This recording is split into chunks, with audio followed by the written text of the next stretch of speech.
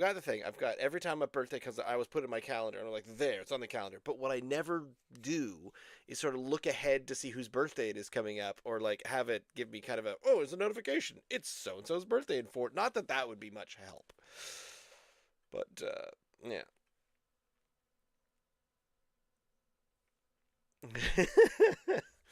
it it's not that I had access to your calendar.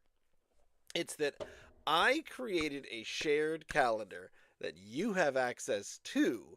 And so when I put things in, so I sort of say, and you say, all right, remember to, dentist appointment Tuesday, 10 a.m. And then up at the top, there's a little like color or a little title that says, to which calendar is this being added? So I will add something to you. And in the drink and a strike calendar, we've got special guests or something like that, or a special thing. And I do try to have it in there to have no Ians every 4 weeks. So I've got that on your schedule, so now I know. What happened at some point somehow is, I think, when you got added to it and you said, oh yes, I will accept this calendar, and then when you were putting things in, it either changed the default or the most recent one. So when you would start putting them in, they were in your calendar, they were on your phone, but it was putting them in a shared calendar with me as opposed to your personal unshared calendar. But oh, your response to that was the greatest thing. I showed Brittany. That was too funny. That was delightful. I think I've shown other people since.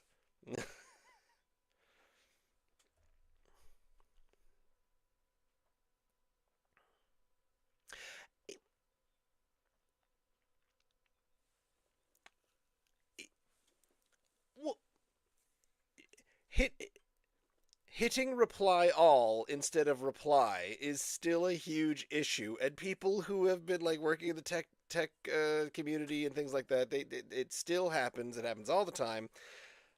Um, I think it happened just recently. One of the theater groups, Thea's theater group, there was something from one of the other. Michael sent hit reply all saying, "Oh, are we meeting on Wednesday?" And I'm like, "Am I meeting on Wednesday? What are we doing? What's going on?" And then I realized that it wasn't supposed to go to me, and he had hit reply all from a previous one. And I'm like, these are people who've been using email for a really, really long time, and it's still confusing. Anywho, so we've got some we've got some things. We've got, and I honestly, I didn't even check. I just want to drink it. On what's going on with the pub ale, how comparable it may or may not be to the others. So let's do a quick copper color. There, I'll take it. Honestly, it's just down to copper in color, and it's got a mild hop. I think this is right. Yeah, low medium bitter, copper color, low medium bitterness, a mild hop character. I think it'll fit. It'll fit.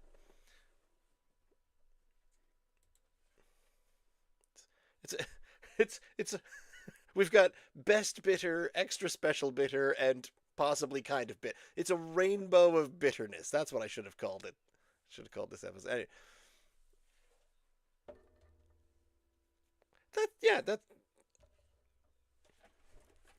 that is what I'm hoping for.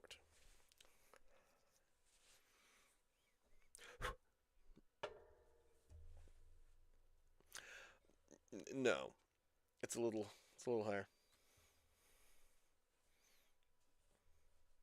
Mm. I know. Well, there's so many stories on that, so we might as well get going because I'm sure Rebecca's thirsty. Let's get to it. I am Roz, joining him as my co-host Ian, and tonight exploring a rainbow of bitters while wearing a rainbow shirt. I didn't plan that at all. We are attempting to drink Nova Scotia Dry, so off we go. Um, One of the things that did happen that I got kind of excited by. This happens especially when we're having recently when we're having a Lunn's Mill, and I will put things on Facebook. I'll say this is what we're drinking tonight, and head over to the YouTube page. And Lunn's Mill, whoever's been handling Lunn's Mill social media, I should probably ask. They've been liking it, and sometimes they even comment, "Oh yeah, hope to tune in." And tonight they reposted it even because I think they're having an event, or no, there's something else going on. And they said, "Oh, if you can't get to this event, why don't you listen to these guys tonight?" I was like, "Oh, well, that's nice." So they're giving a little bit of a small, boost with the old, however the social medias are working and however that all works. Oh, my wife is asking about something falling off the wall. Where hmm? it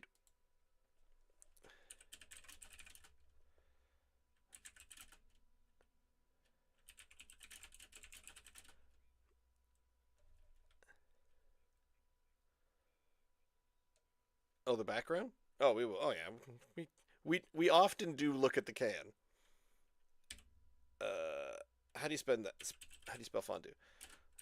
Anyway, so first up, we we had a couple, and there's sort of some stories around this, but we like to get into an ESB, or a bitter, a nice mild, pub mild, or even a bitter or an extra special bitter, and we like that style. We do enjoy. Like, I am really looking forward to this.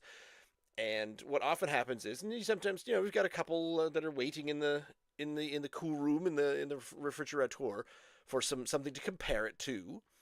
And so I happened to be driving past Chester, and I stopped in at Tanner and Company, and I got this one, amongst many others. So it's from Tanner and Company down in Chester, Chester Basin and Chester, I think both. They got two rooms, but this is the best bitter at 4.5%.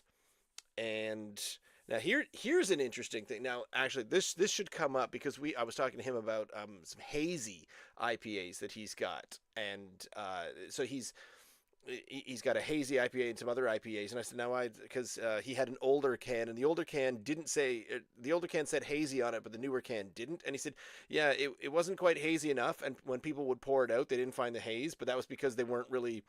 It was settling, and it's hard to do that. So, and hopefully this is going to come up in the hazy IPA episode. If I remember the story, he says he's thinking of changing his can. He's going to do a one-off can display where it's actually going to display upside down, so that you would store it upside down, and then when you finally go to pour it, you go, oh, and then you turn it right side up, and that will mix it up a little bit. And I thought that's really hilarious and quite genius. But so trying to do that as well. So here on the side of the Tanner and Company Best Bitters is a classic brew that pays homage to tradition while delighting the modern palate. Crafted using local malts, this beer showcases a perfect balance of malt sweetness, hop bitterness, creating a harmonious symphony of flavors, showcasing a robust malt flavor with a floral and earthy hop background. That might be the wordiest description on the side of a can that we've had in a while. It's been a while since we've had a good Tanner Company. We haven't gone down to see what's been mixing, but he's always got a number of them in there. Oh,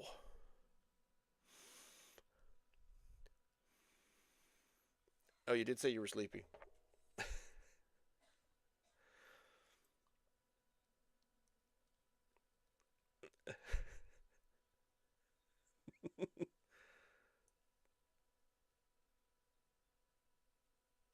I think, yep.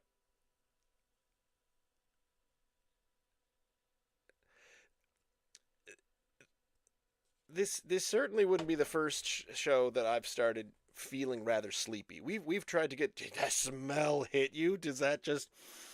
Oh, that's the most exciting smell. I don't know how to describe it. Mm-hmm.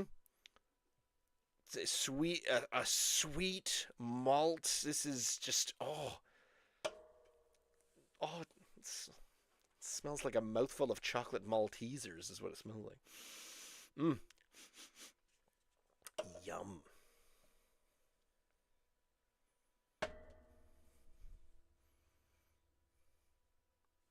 I mean, it's been in the cold room, and I got it out a few hours, an hour or two ago. So it's hopefully going to be at a nice temperature for me to get all of the flavors out of it. You wouldn't want this one ice cold, that's for sure. But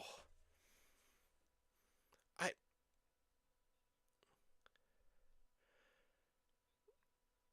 how do I convince Danny Tanner to move? and come and put his brewery like across the street. And then if I could just, I mean, I would work in his cannery. I would clean the equipment for a beer discount, and I would just drink this all the time.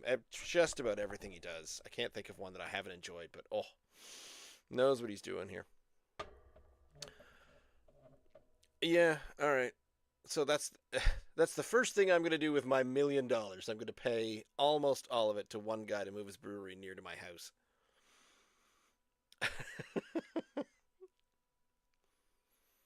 Oh, mm.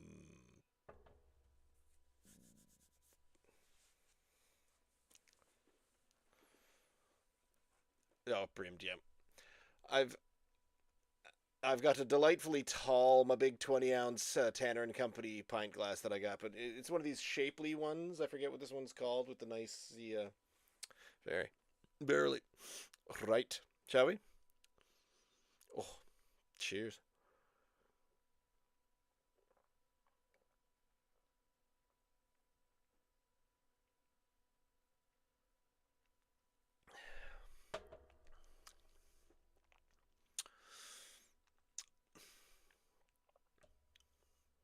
Yup. Mm-hmm.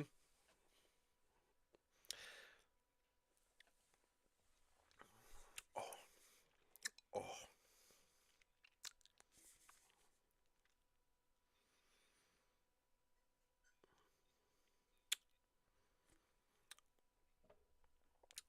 Perfect balance.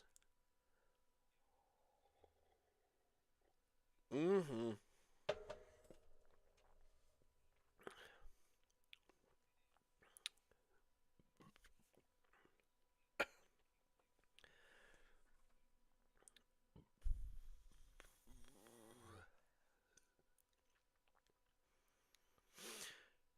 Perfect balance of malt sweetness and hop bitterness. And I agree. I can just taste a little tiny bit. You know, the bitter is sneaking in, but it's part of it. It's part of that very rounded middle flavor, creating harmonious symphony of flavors, showcasing a robust malt flavor. It's definitely a robust malt flavor. I'll give you that.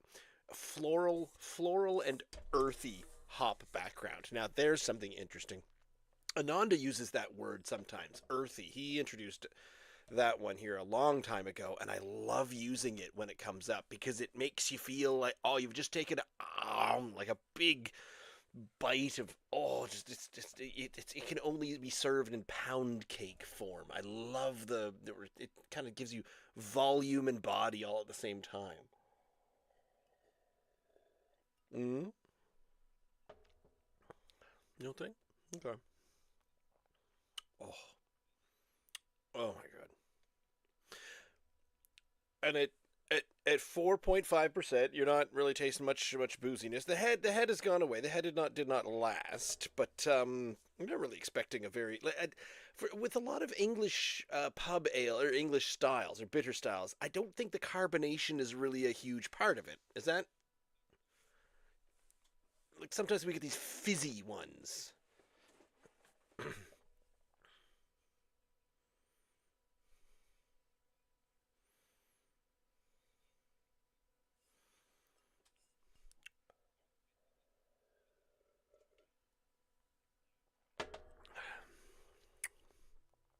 Oh, mm, I'm I'm trying really hard not to just say 10 out of 10. Moving on.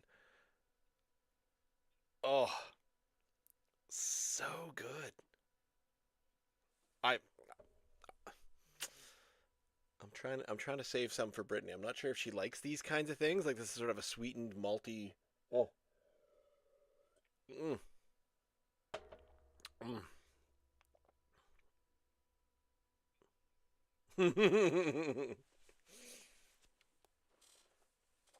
It's not that far of a drive to get down to Chester Basin. You just a little nip down the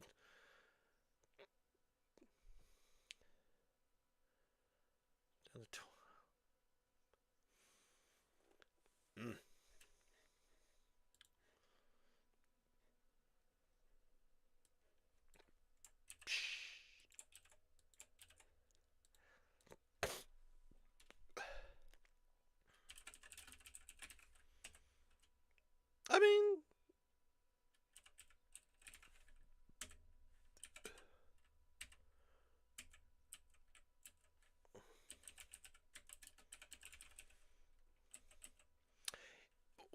Oh yes. I think one of his that's in the LC, the LC's up around us. I think he's only got the one, and it is the pale ale. A navy blue. So it's this can, same can, but at the top it's navy blue, and it is just the bee's knees as well. It's not just a ridiculous IPA machine for the purposes of blowing your face off. The pale ale, Tanner and Company's pale ale, and again, it's malty. It's a sweet malt. It's like this, if you can imagine this, but with more body to it. May, Body, yes. Flavor, similar. Maybe a bit more, a bit less of the sweet.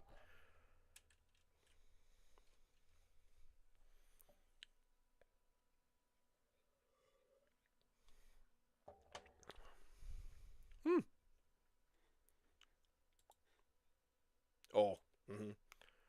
Oh yes.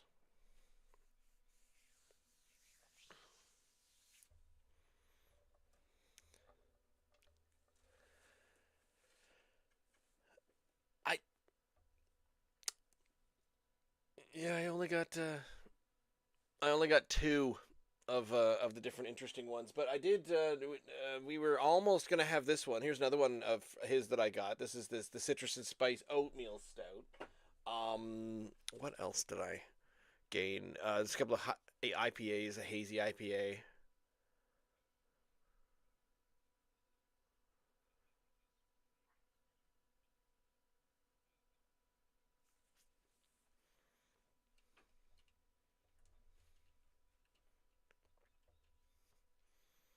Oh yes.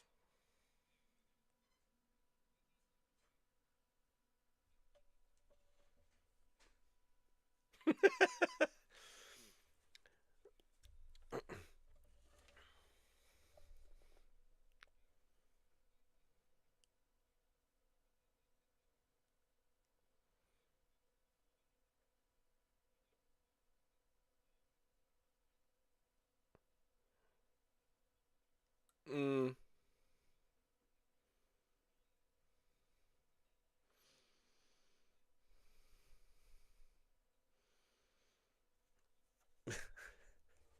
They're not that bad, but yeah. Honestly, I don't sleep on Tanner and Company ones. They come to the front. I sort of think we got to do that one. There's a few breweries that move their way to the front no matter what.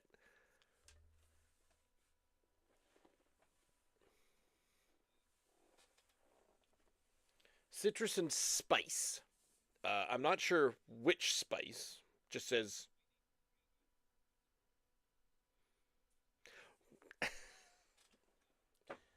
no problem, no problem. How hard can that be? Ah, um, yeah, there you are.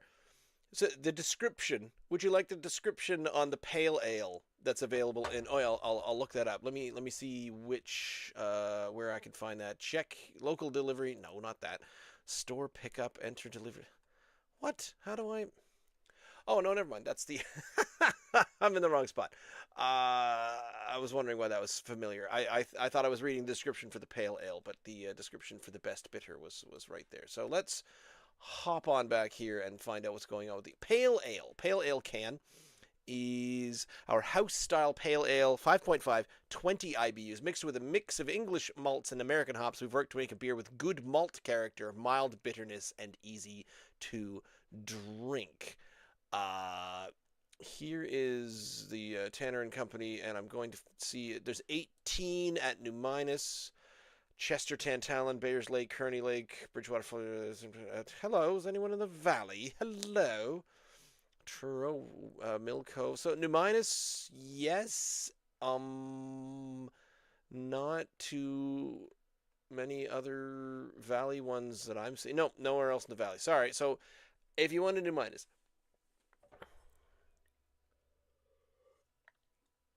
not at the moment. No, we had it a while ago, a year or two ago. But it's the only Tanner and Company that it has made its rounds that I've seen at the LC. Mm-hmm.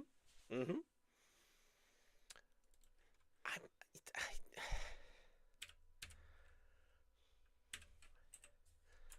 what a good question. India Pale Ale, Garage, Mash Valley, Hants Proud, Storms, Summer Brew, Malt House, Anniversary, Finnick. Oh my god. Wait a minute. Aha! Oh! November of 2022. Yes, you were there.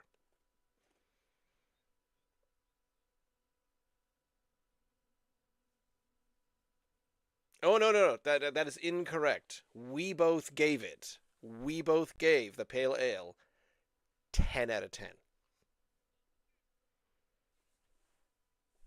Your rating right there. It's in the spreadsheet. It must be true. Every now and then in the summer when I see it in the LC and I'm up for something, I'm like, I remember really enjoying that, and I'll get a couple and I'll drink them myself in an evening. I think yeah, you need to find that again.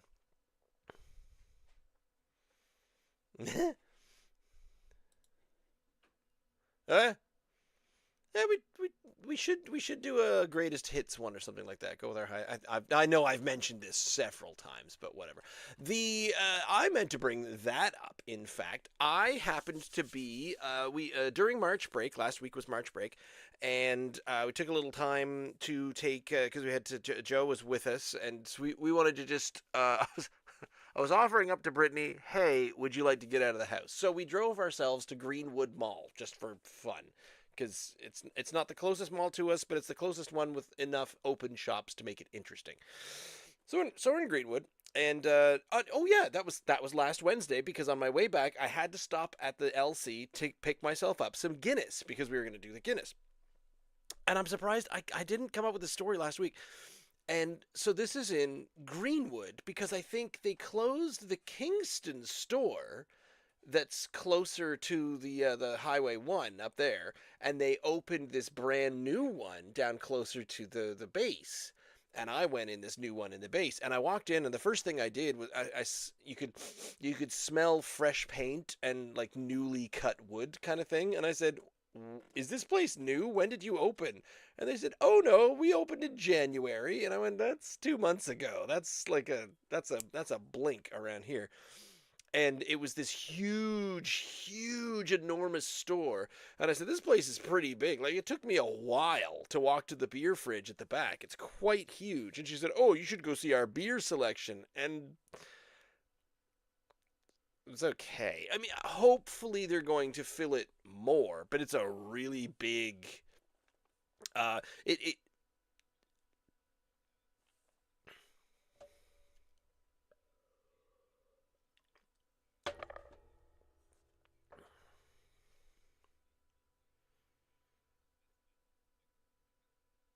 Ooh. Hmm.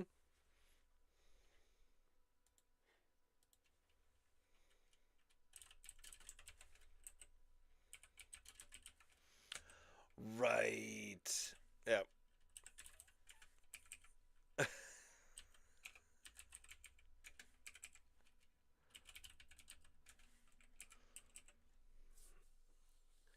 Oh, way bigger, and it's honestly I think it's bigger than the new minus one, and I'm hoping that it might have similar to a very extensive collection because it feels like new minus is the big one around here that if one of the smaller only in a couple shops is going to have it, it's going to be right there. So and I would love for it to expand and include even more, but I guess that depends on who delivers stuff to the LC and how all that nonsense works. I don't even understand it. I'm happy. I am happy giving that a 9.8. It is a 9.8 out of 10 for a best bitter. Why not?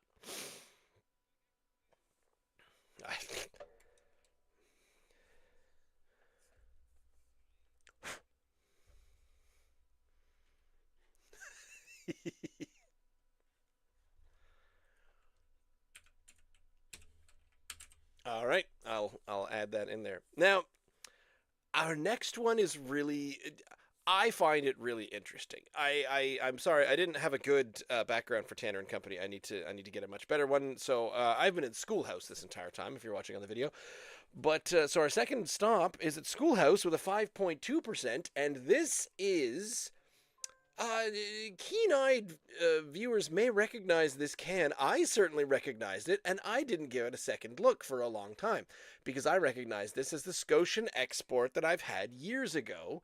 And down there, at the bottom where it says ESB, that used to say red ale. We have had this as a red ale. And I looked at it and I said, "Does that say ESB?" And the server. Oh, who was I talking to? There's two servers that I talk to all the time when I'm there. The schoolhouse, this location. I sit. Where do I sit? I sit at this one of these stools just right there. And because I'm waiting for my daughter, she goes and paddles over at Pisiquid Canoe Club, which is right over that way. As I'm sat here, and it's literally only about 80 feet in that direction just to get over there. So I do chat with them an awful lot. And I said, that was a red ale. And they said, yeah, well, the more they tried it, and they weren't quite sure what they were doing with it, and then someone came in and said, that tastes more like an ESB. And they went, huh. So they submitted it, and here it is on the back here somewhere. The Scotia Deep Amber Hued Exhibition, blabbity blabbity blabbity blah. It won the, oh, hang on. I gotta get the glasses out of the way here.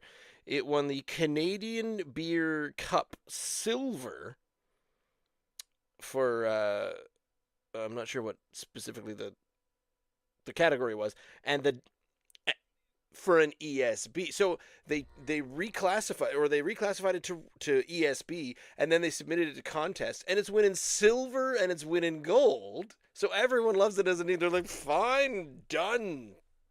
Because I always got annoyed that because it's, yeah.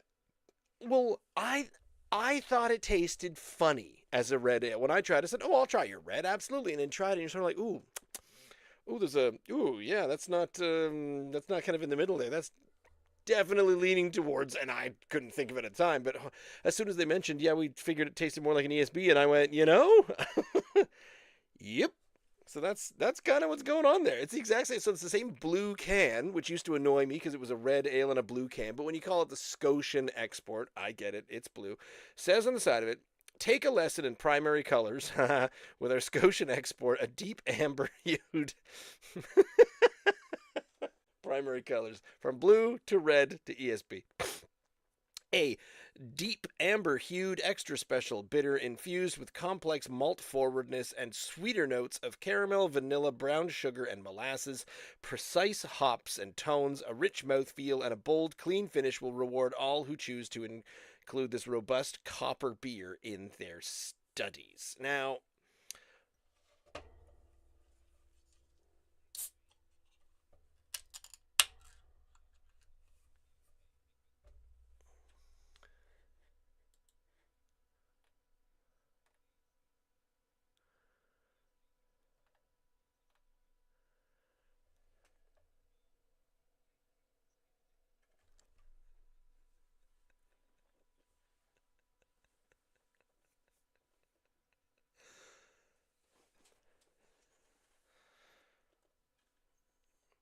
it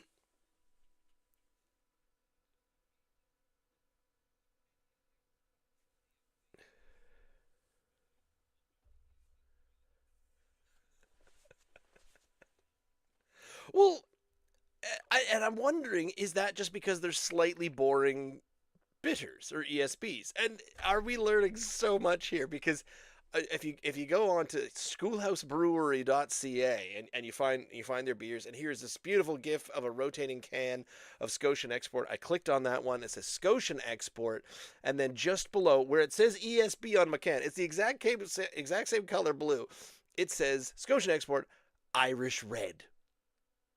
Still, to this day, it still says Irish Red. And then you're gonna love this. The description on the website. So, do you have the can right there? Can you make out what it says?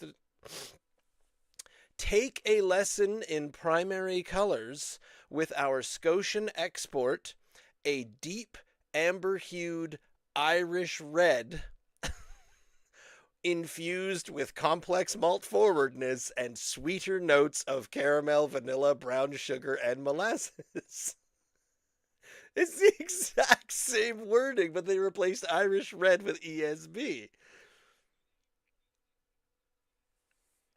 They, yeah, yeah.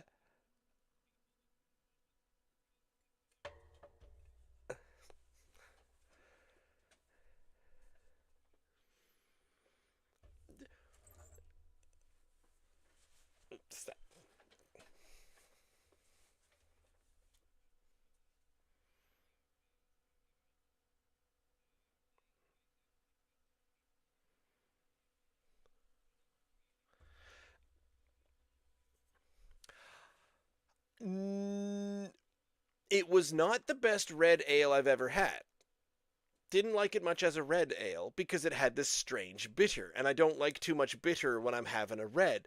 But as soon as they said, "Oh yeah, we've reclassified it as an ESB," I said, "Bring it on! I need to refamiliarize myself." I don't remember if I had one while I was there. I might have, but I'd get it every now and then because you get red ale here and there. I do enjoy an Irish red, but I mean, so look at that.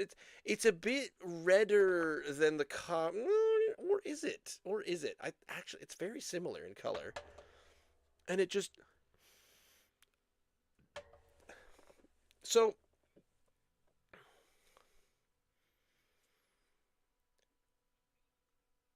not long. I only picked these up a little while ago, month.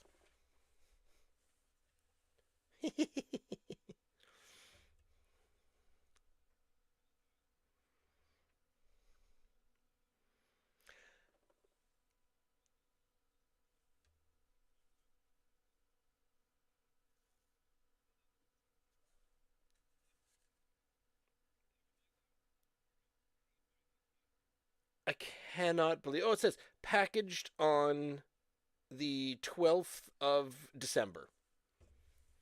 No, oh wait, sorry. The 1st of December 2025. So not that old at all. So having this in mind, I feel like I need to have I think I'm gonna try to drink it with an ESB in mind, and then I'll try to do some sort of like you just reset your brain and try to what if someone said here have a red ale and you try another sip. So because honestly, let me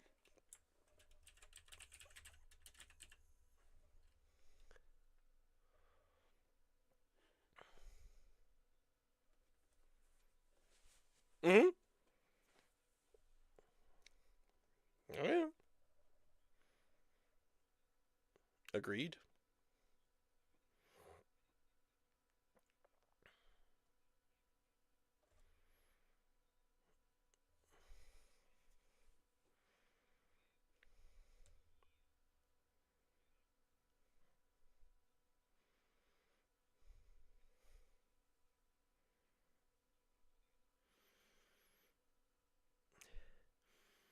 Perfumey. I'm getting a floral off this one just from the smell. Oh, have at up your nose.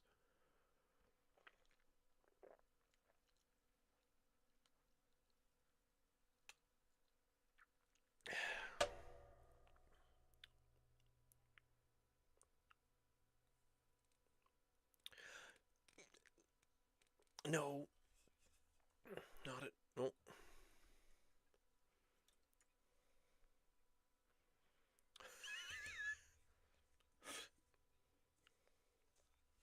Mm-hmm.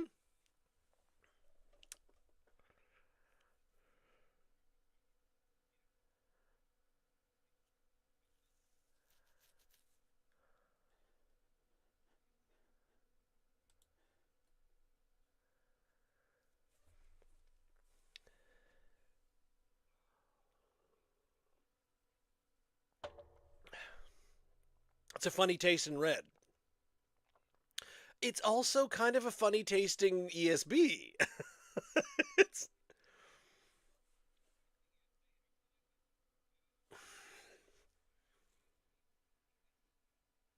Mm-hmm.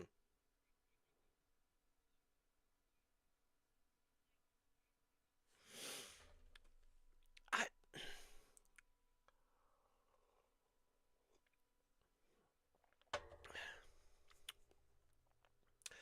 complex malt forwardness. Honestly, yes. Mostly because I'm confused by the malt forwardness. Sweeter notes of caramel, vanilla, brown sugar, and molasses. None of the above, honestly. Are you getting them?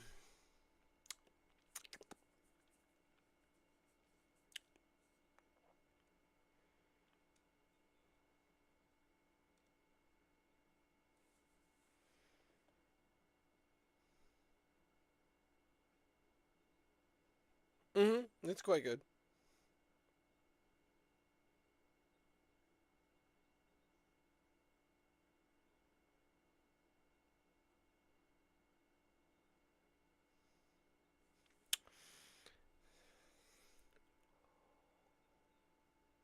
Mm.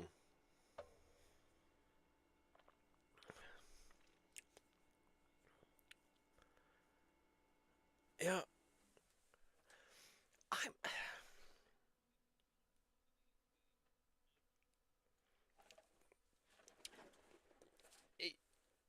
It's not my favorite ESB.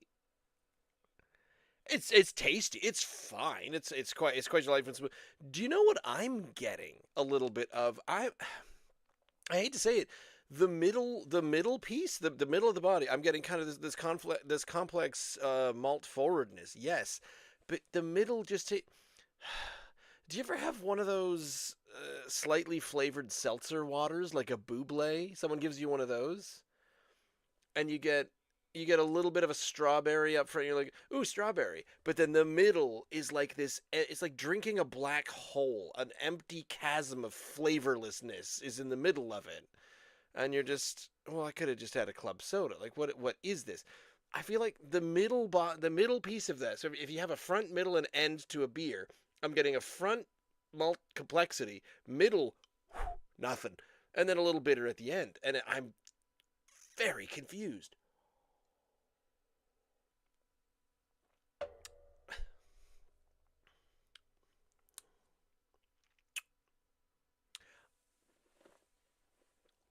I, mm,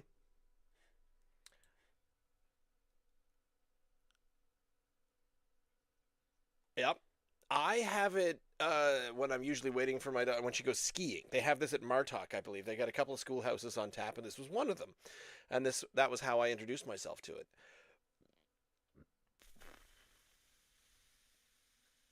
I'm not either. I'm gonna say, do you have anything from Tanner and Company?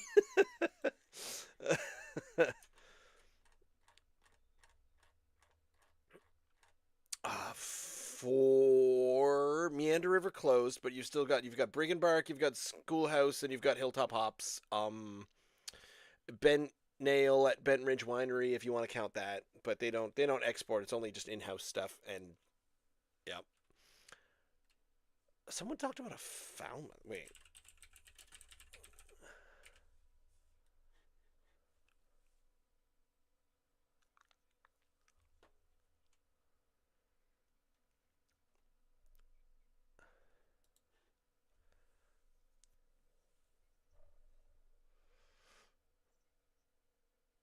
no, no, it is not.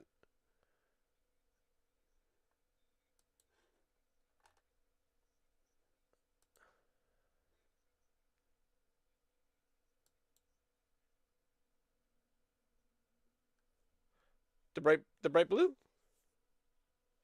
No, it's been that one. Pretty sure it's been that one. I think that's been the color for years now.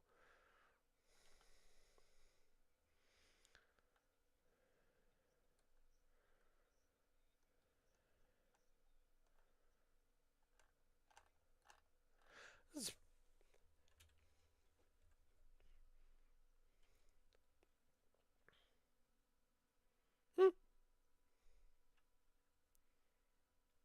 She already said no. She wouldn't have another one of these.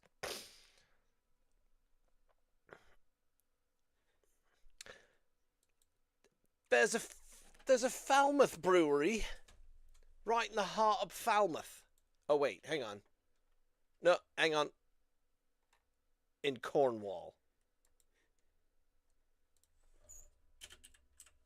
Apparently, yes. I need to specify anything more. Sea level, lazy bear. No, none of these are in Falmouth. Get out of here. Lunsmill, blah blah blah blah blah blah blah blah. No, Briggenbark, Bent Nail, Schoolhouse. I was right. And Hilltop Hops, and nothing in between the two. Okay, yeah. So there's that. Um, so apparently, when I tried this, and you weren't there the week that I tried this as a red and compared this as a red, and I gave that a 7.5 for a red ale. I think I will be a little bit more polite for a bitter, for an ESB. Um,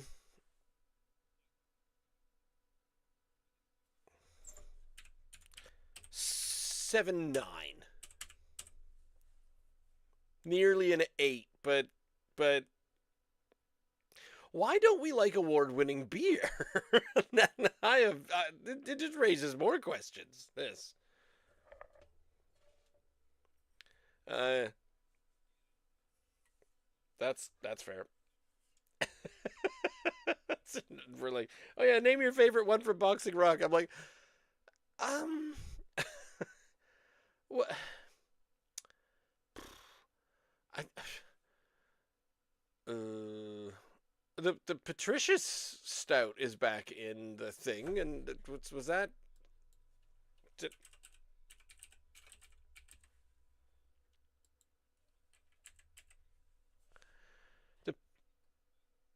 oh, and the Vicar's Cross. That's one of Ananda's favorites again, and I don't recall. No, we gave Vicar's Cross big marks. You really like you're 10 out of 10 on that one as well. Holy cow! You used to give out big marks back then. You did. Okay, yeah, you did.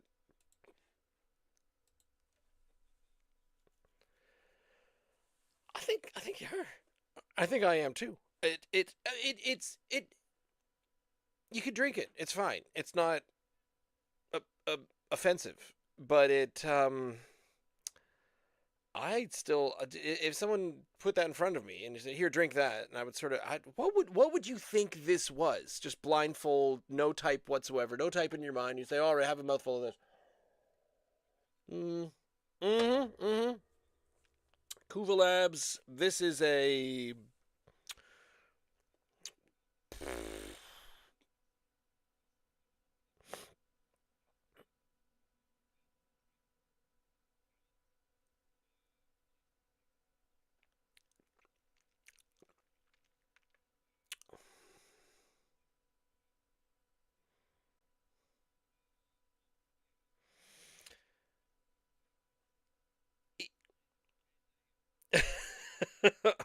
or a bit, and it's somewhere in between the two. Like a really funny.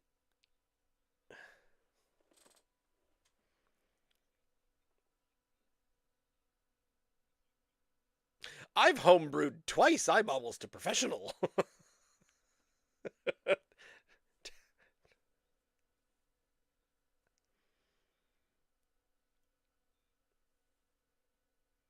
Mm, yeah, you're right.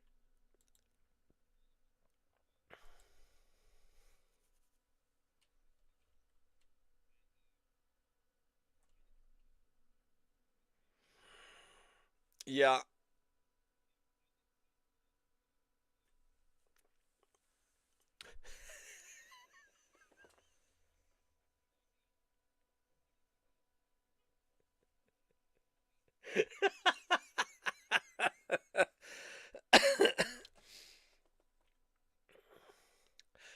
Well, what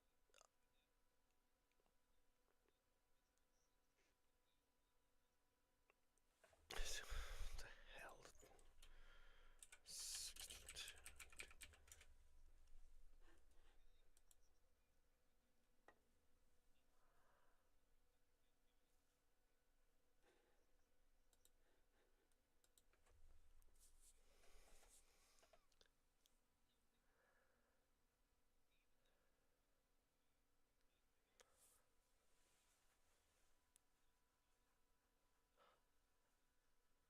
Huh. No, and you check your yeast expiries and everything, and you're quite diligent.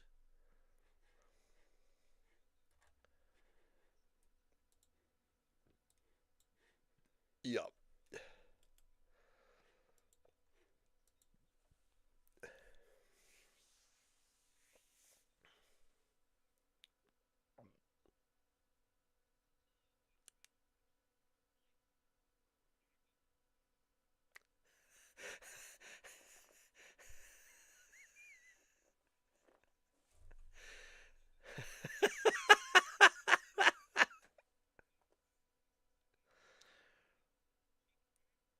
Aw. Mm. A, a, a very small circle on the bottom of the bucket maybe rose about a degree and a half. Yeah.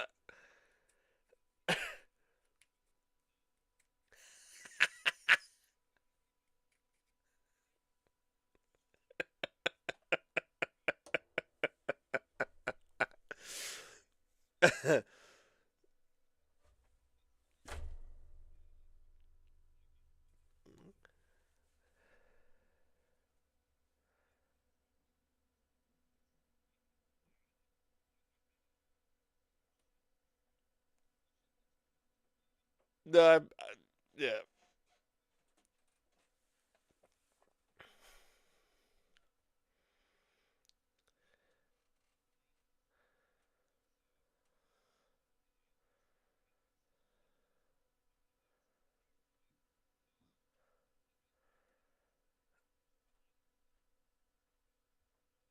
What's this?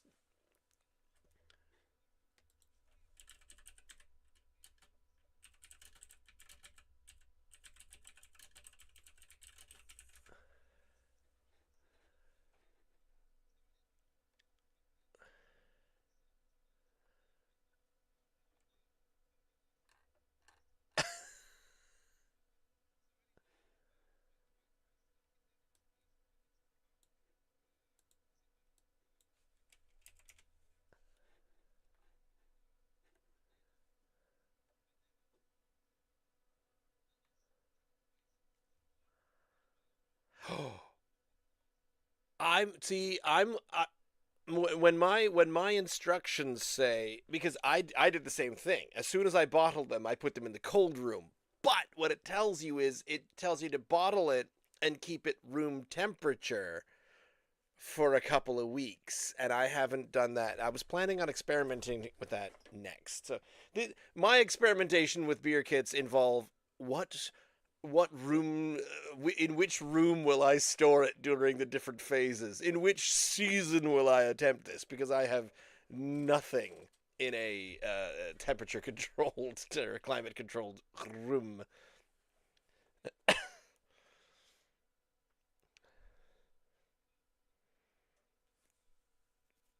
Something, yeah, something's weird.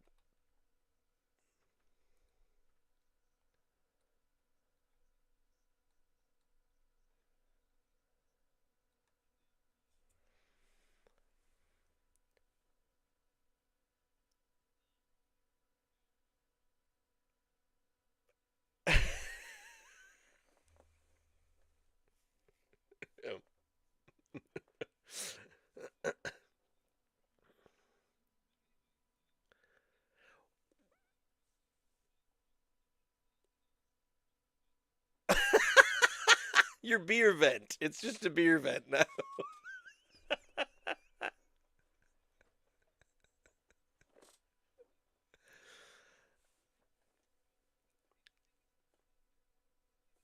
Hmm.